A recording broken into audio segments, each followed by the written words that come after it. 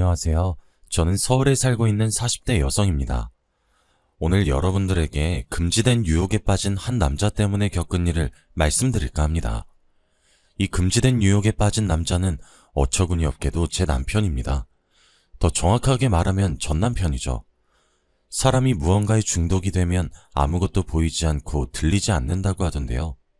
알코올 중독이나 도박에 빠진 사람들은 오로지 술과 도박만 생각하게 된다고 합니다. 오직 그것을 위해 인간이길 포기한 사람도 있다고 하죠. 전 남편이 술이나 도박에 빠진 것은 아니었습니다. 하지만 아주 엉뚱한 것에 취해서 정신줄을 놓아버리고 말았네요. 그러면서 저한테 해서는 안 되는 끔찍한 짓까지 저질렀는데, 남편이 저지른 짓을 생각하면 차라리 알코올 중독자나 도박 중독자가 더 나을 정도입니다. 도대체 무슨 짓이길래 이렇게 설명하는지 궁금하실 테니 전 남편과 제 인상을 아작낸 은밀하고 위험한 유혹이 무엇이었는지 말씀드리도록 하겠습니다. 제 좌우명은 어렸을 때부터 절대 빚지고 살지 말자였습니다. 이런 좌우명을 가지게 된 건 모두 아버지 때문이었죠. 평범한 회사원이었던 아버지는 한순간에 귀신에 울린 듯 어떤 것에 푹 빠져서 중독이 되어버렸습니다. 바둑이나 등산같이 흔한 취미생활 하나 없이 매일 집과 회사만 오가던 아버지께서 골동품 수집에 빠져버렸는데요. 그 계기가 여름 휴가철에 떠난 강원도 가족여행이었습니다. 아버지가 저희를 차에 태우고 어디로 갈까 의논하고 계셨죠. 여보, 오늘은 마을에 5일장이 선다네? 거기 구경 갈까? 시골 장터에 볼 게 뭐가 있다고 구경을 가요. 볼거리가 많아서 가는 게 아니야. 시골장은 사람 구경하러 가는 거지. 그렇게 가고 싶으면 가요. 가고 싶은 데도 없는 것 같은데. 그 길로 아버지가 엄마와 저를 데리고 장터로 가셨습니다. 도시에서만 살던 저는 시골장은 시시하고 재미가 없었습니다. 하지만 아버지는 달랐죠. 장터에 들어서자마자 즐거워하시는 게 눈에 보이셨습니다. 그래, 바로 이런 게 사람 사는 재미지. 시골장에서 느낄 수 있는 재미가 흥정하는 맛이라며 이것저것 흥정을 시도하시더라고요. 아버지께서 노점에서 파는 채소 같은 것도 사셨는데 덤을 엄청나게 받으셨습니다. 그러다 아버지께서 시장 구석에서 파는 도자기를 발견하셨죠. 그냥 옹기나 그릇들이 아닌 뭔가 특이하게 생긴 도자기였습니다. 아버지께서 그 도자기를 가리키며 묻더군요.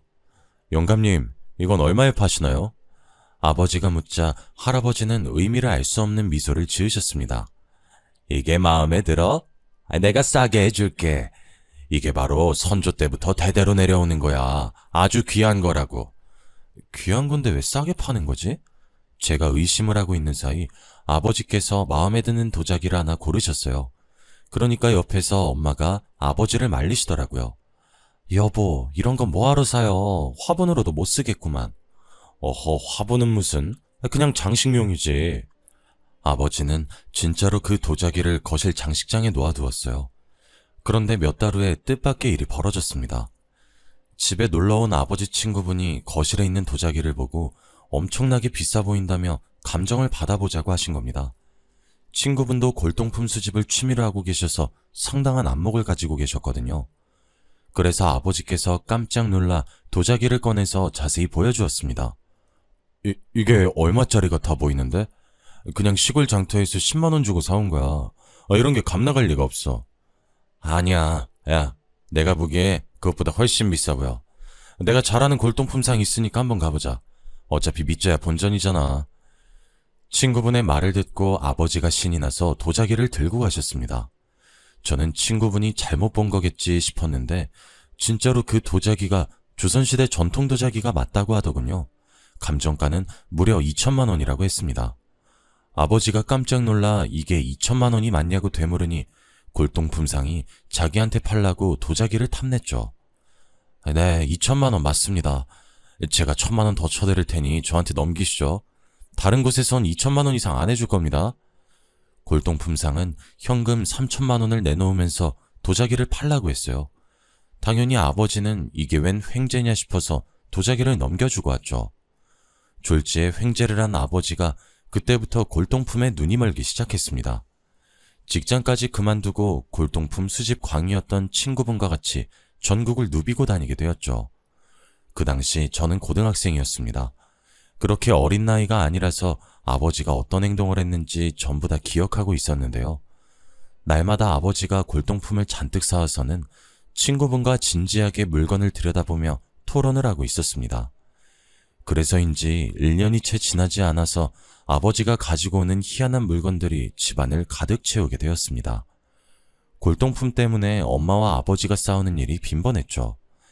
여보, 이제 그만 좀 해. 이런 잡동사니들 사서 뭐 하려고 그래? 잡동사니가 아니라 보물이야. 곧 부자가 될 테니까 당신은 가만히 있어. 아유, 내가 못 살아 정말. 당신 없을 때 싹 다 버려버리던가 해야지. 말로만 버리겠다 잔소리하던 엄마가 참지 못하고 고물상을 불러버렸습니다. 아버지 몰래 모아놓은 물건들을 전부 버려버리고 만 거죠. 예상대로 아버지는 텅 빈 집안을 보자마자 소리를 지르며 난리를 피우셨습니다. 이 여편네가 미쳤나? 그게 어떤 물건인데 전부 버려? 그런데 손찌검까지 하실 줄은 몰랐죠. 아버지는 불같이 화를 내면서 엄마 뺨을 내리치셔서 깜짝 놀랐습니다. 그때 봤던 아버지 눈빛도 아직도 생생하게 기억이 납니다. 뭔가에 단단히 홀린 듯한 눈빛이었죠. 아버지는 엄마에게 사과도 하지 않고 그대로 고물상을 찾아가 물건들을 다시 가지고 오셨습니다. 미친 사람처럼 골동품에 집착하던 아버지는 골동품을 사칭한 사기도 여러 번 당하셨습니다. 시가로 5천만 원이 넘는데 소유자가 급한 사정이 있어서 싸게 판다는 말만 믿고 샀는데 알고 봤더니 정말 가치도 없고 쓸모없는 것들이었죠. 좋은 목적으로 취미를 즐긴 게 아니라 로또처럼 일확천금을 노렸던 아버지는 당연히 골동품에 대한 안목이나 지식이 있을 리가 없었습니다. 그러니 가진 재산은 점점 줄어들었고 빚은 점점 늘어만 갔습니다. 여보, 이제 그만해. 지연이도 대학교 들어갈 텐데 등록금은 어떻게 하려고 그래? 제발 정신 좀 차려. 엄마는 아버지에게 애원해보고 소리도 질러봤지만 아버지는 듣지 않으셨습니다. 돈이 없으면 대출받거나 지인들에게 돈을 빌려서라도 골동품들을 사모으셨어요. 그래서 저도 대학 등록금이나 용돈은 제가 벌어야 했죠. 3년이나 더 지나자 아버지께서 모으신 골동품이 너무 많아져서 집에서 보관하기 어려워졌습니다. 그래서 창고를 빌려서 보관하게 되었는데요. 하지만 창고에 불이 나면서 아버지는 5년 넘게 모아놓은 것들이 한순간에 사라지고 말았습니다. 그날 이후로 아버지는 살아갈 희망을 잃어버리고 폐인처럼 집에만 틀어박혀 지내셨는데요. 엄마가 아버지를 강제로 데려가 정신과 상담도 받게 하고 입원 치료도 해봤지만 소용이 없었어요. 마음에 생긴 병은 몸에도 영향을 미쳐서 뇌졸중까지 찾아오게 되었습니다. 아버지는 끝내 그 병으로 3개월 만에 세상을 떠나시고 마셨죠. 아버지는 돌아가셨지만 빚은 대물림 되었습니다. 아버지가 돌아가신 뒤에야 저는 아버지가 엄마와 제 명의로 빌린 대출이 있다는 사실을 알게 되었죠. 저는 대학 졸업반이라 대기업을 목표로 그룹 스터디도 하고 있었습니다. 열심히 취업 준비를 하고 있었는데 이제는 그런 준비할 필요도 없겠더군요. 공부를 하다 집에 오니 엄마가 은행에서 날아온 서류를 펼쳐놓고 넋이 나간 듯이 멍한 표정으로 앉아 계셨습니다. 지연아, 어떻게 하면 좋니? 네가 전생에 네 아버지한테 죽을 죄를 지었나 보다. 그래서 내가 이렇게 고생하나 봐. 엄마가 미안하다. 엄마가 최대한 해결해 볼게. 엄마가 울면서 이야기하길래 은행에서 날아온 서류를 읽어보았습니다. 아버지께서 저랑 엄마 명의로 신용카드나 여러 가지 소액 대출을 받으셨더군요. 서류에 적혀있는 대로라면 당장 다음 달부터 100만 원에 가까운 돈을 갚아야 했습니다. 지금 대기업 취직 준비할 때가 아니었죠. 지금 당장이라도 들어갈 수 있는 회사를 찾기 시작했습니다. 월급이 얼마든 상관없었습니다. 다음 달부터 100만 원을 갚아야 했으니까요. 어디서든 일해야 했죠. 급하게 일을 구하다가 보험회사 콜센터 상담원으로 일하게 되었습니다. 제가 졸업반이라 다행이었어요. 취업증명서를 제출하니 수업에 빠져도 교수님께서 눈 감아주셨습니다. 그래, 요즘에 일자리도 없는데 찾아서 다행이다. 학점은 내가 알아서 해줄 테니까 졸업 논문만 제출하거라. 그래서 순식간에 대학생에서 벗어나 사회인으로 첫 발을 내딛게 되었죠. 아버지 빚을 갚느라 월급의 대부분은 속절없이 빠져나가 버렸습니다. 그 빚을 청산하는데 꼬박 3년이 걸렸네요. 3년 동안 일해본 결과 보험회사 콜센터 일은 정신적인 스트레스가 아주 심한 곳이었어요. 반말을 하거나 욕설을 내뱉는 일이 제일 많았습니다. 흔한 일은 아니었지만 목소리가 섹시하다고 하거나 따로 만나자며 성적인 농담 같은 거라는 고객들도 있었는데요. 거기에 실적에 대한 압박도 있어서 신체적, 정신적 병을 달고 살아야 했습니다. 상담원은 시간마다 할당된 콜을 채워야 해서 휴식 시간 외에는 화장실도 마음대로 못 가는 상황이었어요. 어쩌다 배탈이 나서 급한 용무로 화장실을 갈 때에는 팀장의 눈총을 받아야 했죠. 스트레스가 심한 일이었지만 참고 견딜 수 있었던 건 단짝처럼 친하게 지냈던 언니들이 있었기 때문이에요. 처음 일을 시작할 때 고객 응대를 어떻게 할지 몰라 실수를 많이 했었거든요.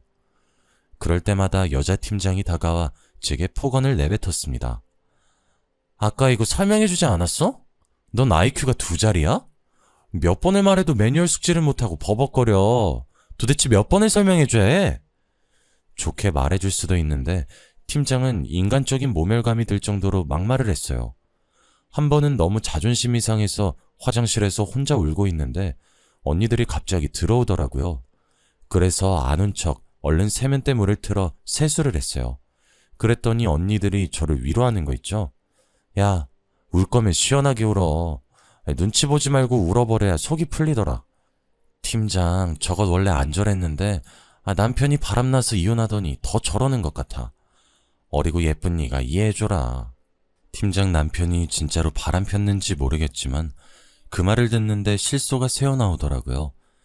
제가 웃음을 터뜨리니까 언니들이 울다가 웃으면 엉덩이에 뿔 난다며 장난을 걸어주셨어요.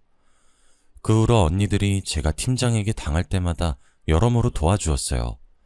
팀장 뒷담을 하며 친해지다 보니 저희들 셋은 정말 절친이 되었죠.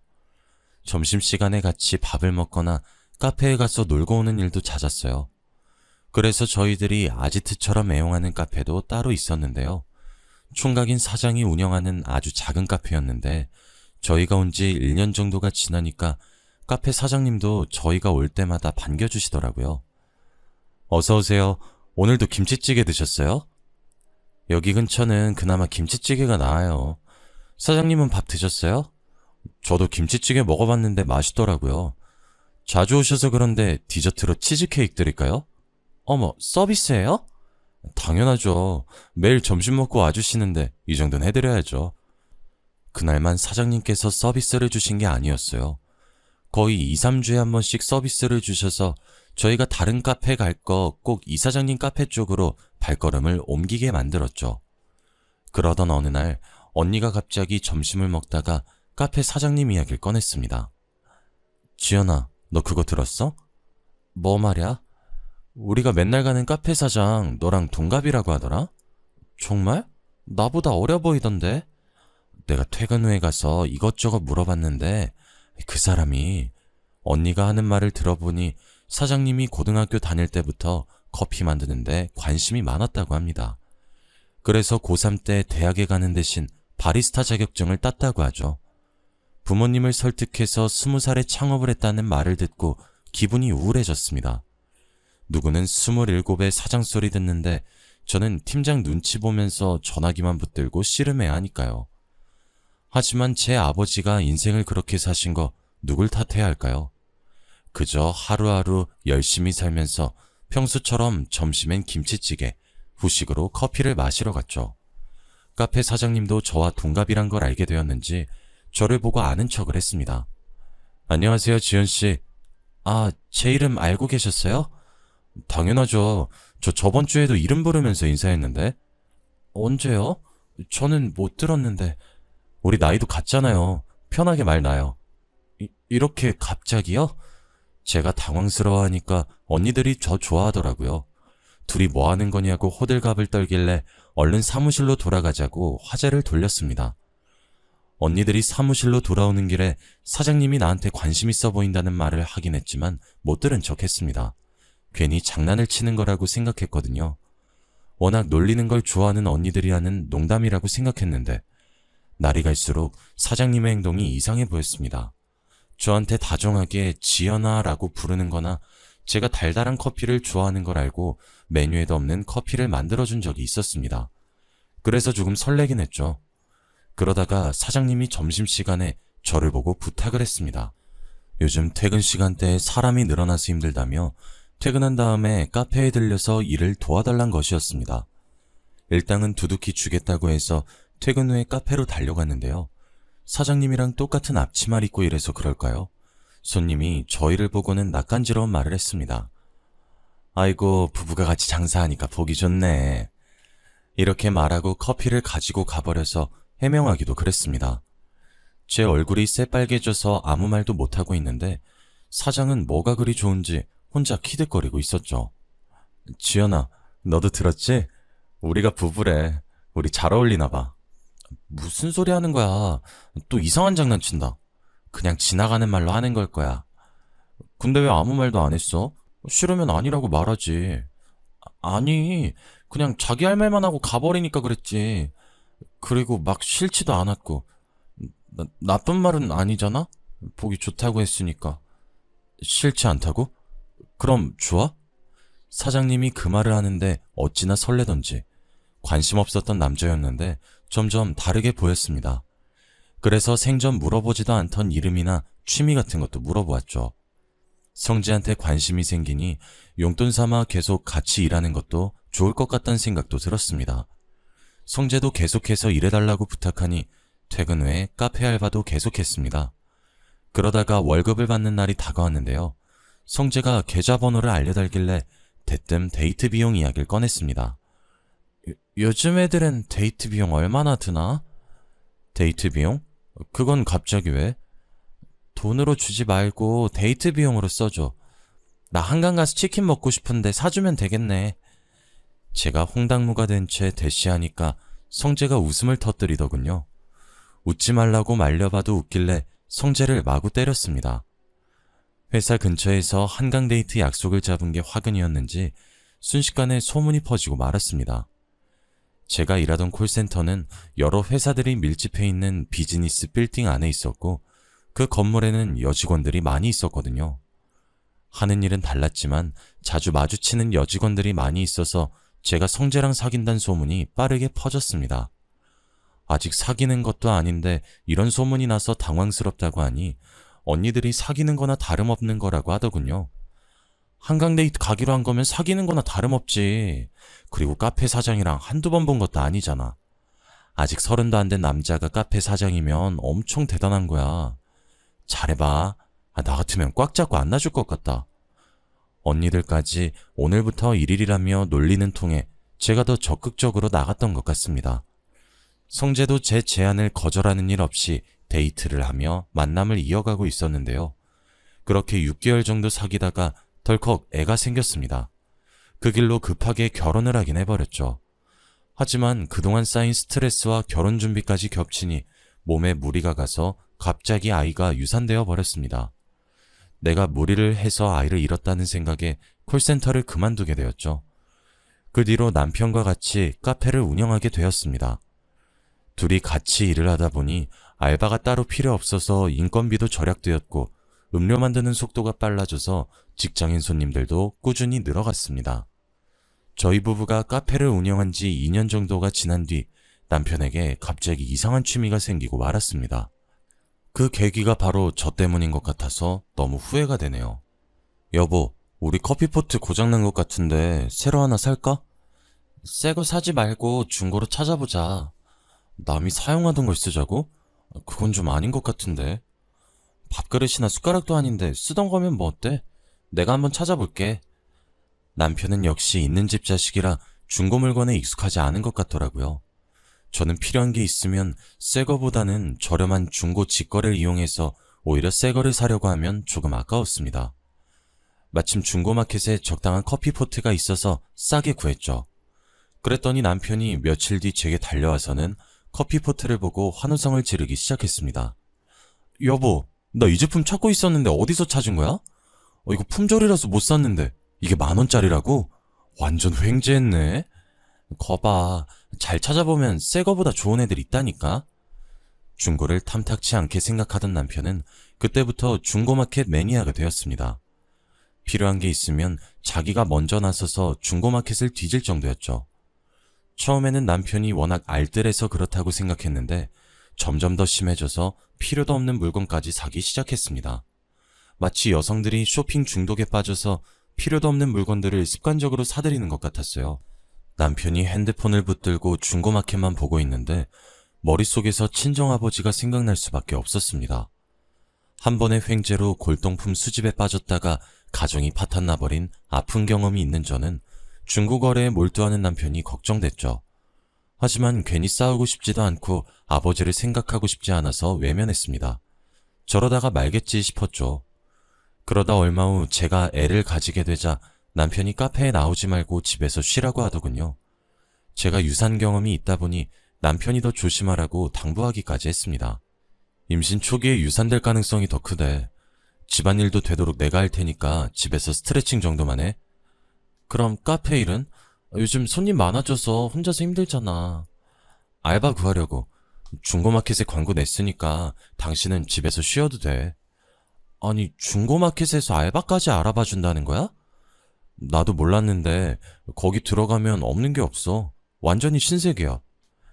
남편이 중고마켓에서 물건을 사다 못해 사람까지 사더군요. 빨리 구해진 알바 덕분에 저는 집에서 출산 준비를 하게 되었습니다. 다행히 이번엔 유산되지 않고 건강한 딸을 낳게 되었죠.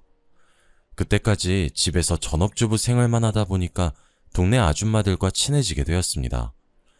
전에는 지나가면서 인사만 하던 사이였는데 이제는 서로 집에도 놀러가게 되었네요. 틈만 나면 만나서 카페에 가서 살아가는 이야기를 하면서 수다 떠는데 재미를 붙이게 되었습니다. 동네 아줌마들은 카페 말고 미용실에도 자주 모이곤 했는데요. 집에만 있으면 친한 아줌마들이 전화를 해서 미용실로 저를 불러내곤 하였습니다. 그날도 아주머니에게 전화가 와서 받아보니까 왁자지껄 떠드는 목소리가 들리더군요. 새댁, 지금 집에서 뭐해? 우리 과일이나 깎아 먹으려고 하니까 빨랑 와. 이런 식으로 미용실로 놀러가면 남편이나 시댁 이야기를 했습니다.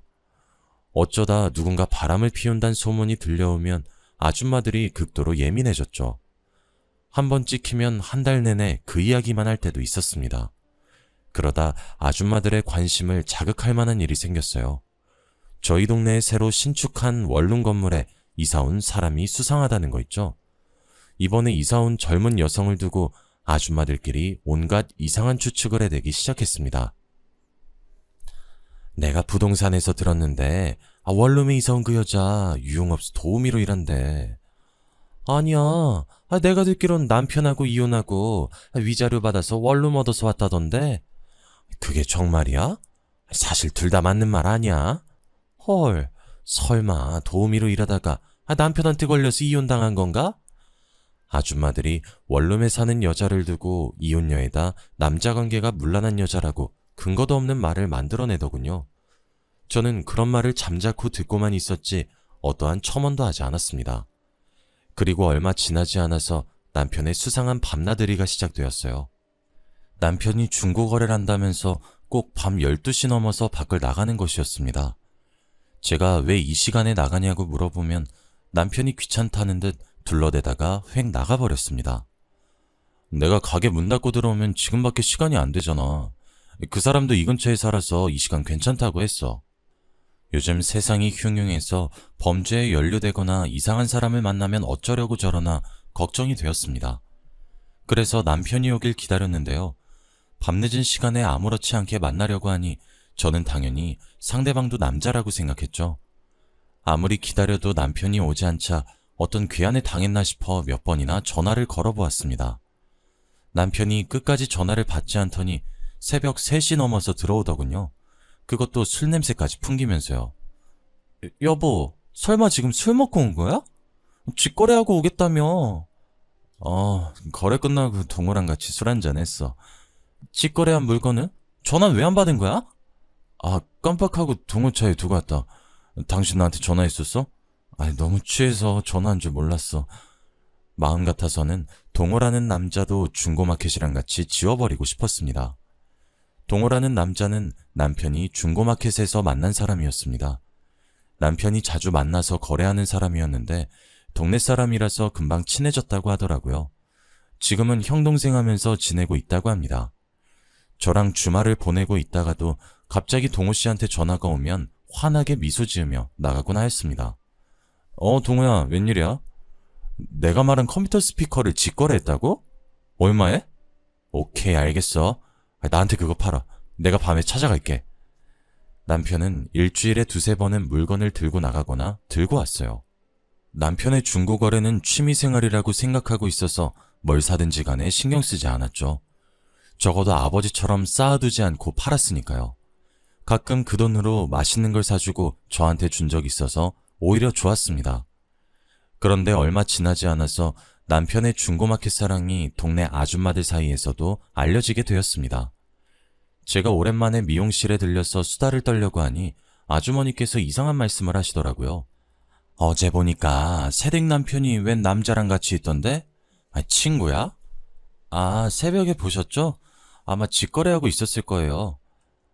손에 뭐 들고 있긴 했는데 직거래하는 것 같진 않던데? 네? 그게 무슨 말씀이세요?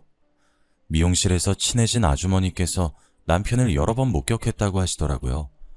아주머니께서 지하철에서 청소 일을 하고 있는데 출근 시간이 지하철이 끊어지는 밤 12시라며 출근을 할 때마다 남편이 낯선 남자랑 같이 있는 모습을 자주 보았다고 합니다. 그 모습이 매우 이상했다고 하길래 헛웃음을 지었죠. 에이, 마약 같은 거 판다고 생각하신 거예요? 우리 남편 그런 사람 아니에요. 아니, 이상하잖아. 새댁 남편은 그 남자하고만 거래? 내가 보니까 둘이 너무 이상하게 친한 것 같더라고. 아줌마는 분명 둘이 남자 사이인데 한 몸처럼 딱 붙어 있었다고 하더라고요. 그래서 저는 아주머니께 잘못 보신 것 같다고 어색하게 웃으면서 넘기고 말았습니다. 괜히 헛소문이 날까봐 얼른 화제를 넘긴 것도 있었습니다. 소문이 진짜면 어쩌지 하는 생각을 하루에 수도 없이 고민하던 때였습니다. 집에서 애만 보다가 어쩌다 한 번씩 미용실에서 아줌마들과 수다를 떠는 것에 너무 집착하는 것 같아서 다른 취미생활을 가지려고 결심했습니다. 구청에서 하는 문화센터 강좌를 신청했는데 그곳에서 원룸에 산다는 여자를 만나게 되었죠. 아주머니들이 도우미로 일하다가 남편한테 이혼당한 것 같다는 그 여자를요. 저를 보자마자 새침하게 모른 척하고 지나갈 줄 알았는데 생각보다 사근사근하게 절 반겨주더라고요. 어머, 안녕하세요. 건너편 빌라에 사시는 분 맞으시죠? 동네 지나면서 몇 번 봤던 것 같은데 인사를 못 드렸네요. 저 빌라 원룸 건물 거기 사는 사람이에요. 네, 반가워요. 문화센터 강좌 신청서를 쓰고 있었는지 신청서에 이름이 적혀 있더군요. 그 여자의 이름은 정세희였습니다.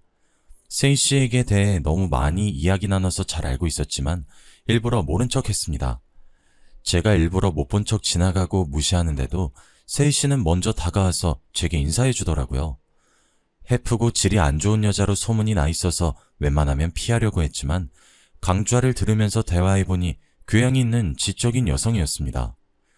세희 씨는 프리랜서로 웹디자인 일을 한다고 하더군요. 부침성 있는 싹싹한 성격이어서 저랑 몇 번 말 섞지 않았는데 언니라고 부르기도 했습니다.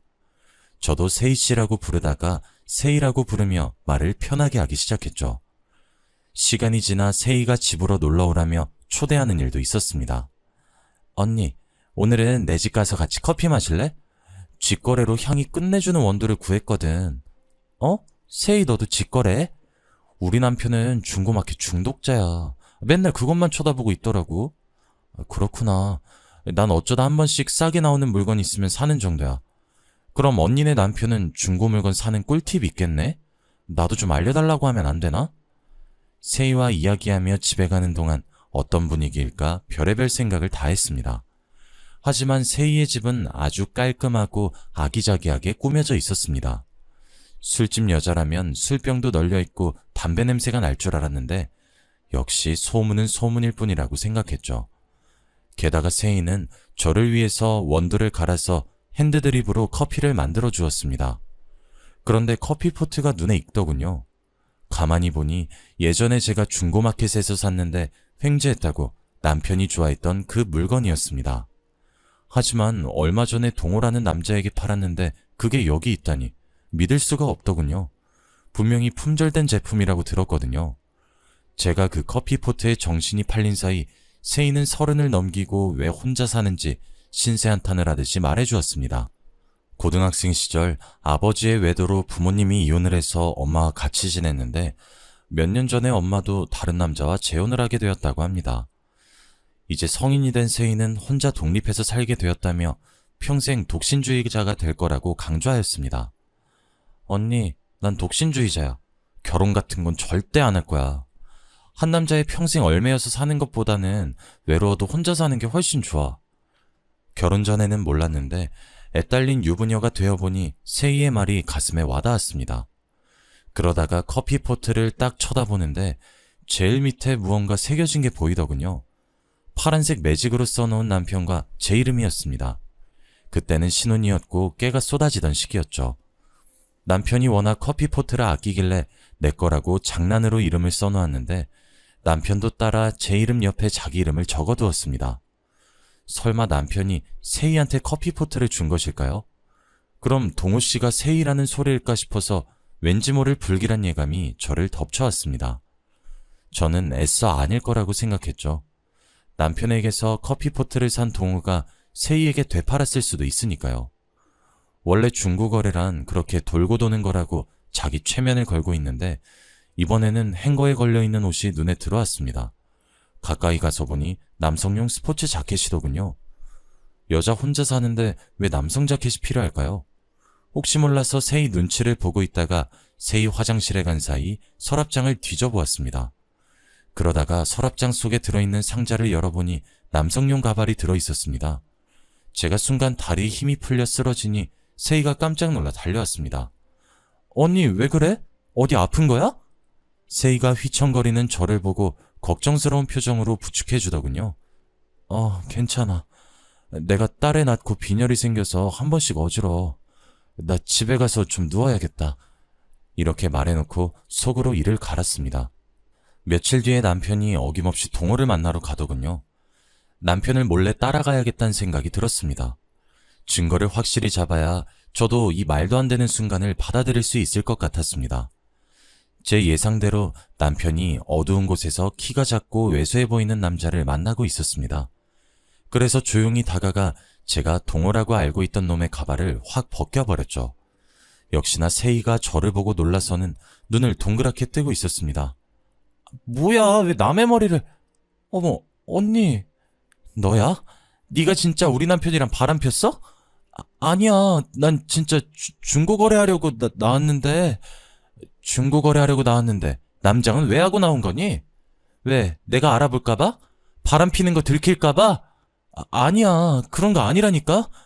아니긴 뭐가 아니야. 네가 아주 간이 배 밖으로 나왔구나.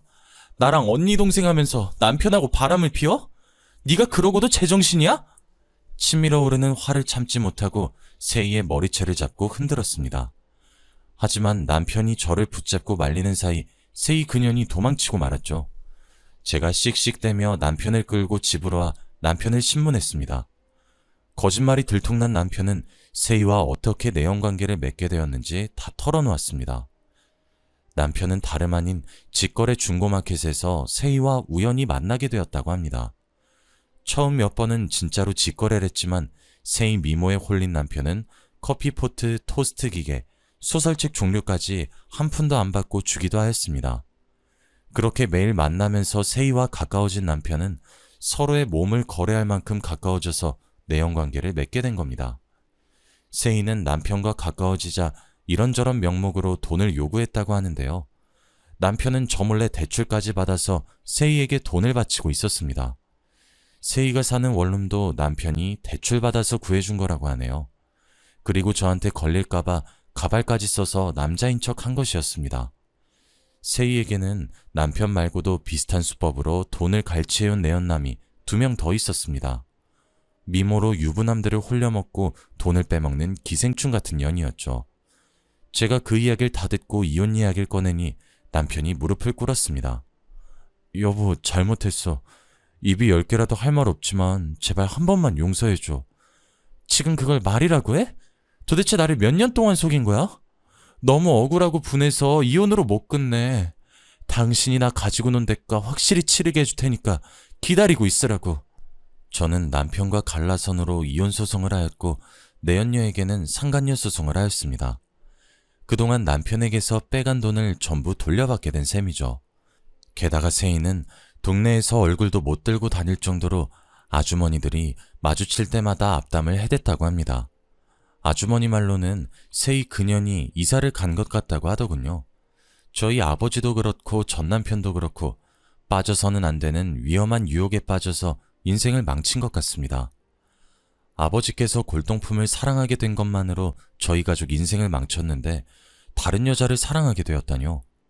어떤 이유든 간에 절대 빠져서는 안 되는 위험한 유혹은 바로 불륜인 것 같습니다. 그것은 수십 년이 지나도 절대 용서하지 못할 것 같거든요. 세희 그년 말대로 인생은 독신주의자가 제일인가 봅니다. 이제는 누구 하나 믿을 수가 없어서 제가 겪었던 일을 속 시원하게 이야기하지 못하고 있네요. 그래서 이렇게나마 사연을 보내 제 한을 풀어보려고 합니다. 길고 보잘것없는 저의 한을 처음부터 끝까지 읽어주셔서 감사합니다. 여러분들은 부디 좋은 일만 있길 바랄게요.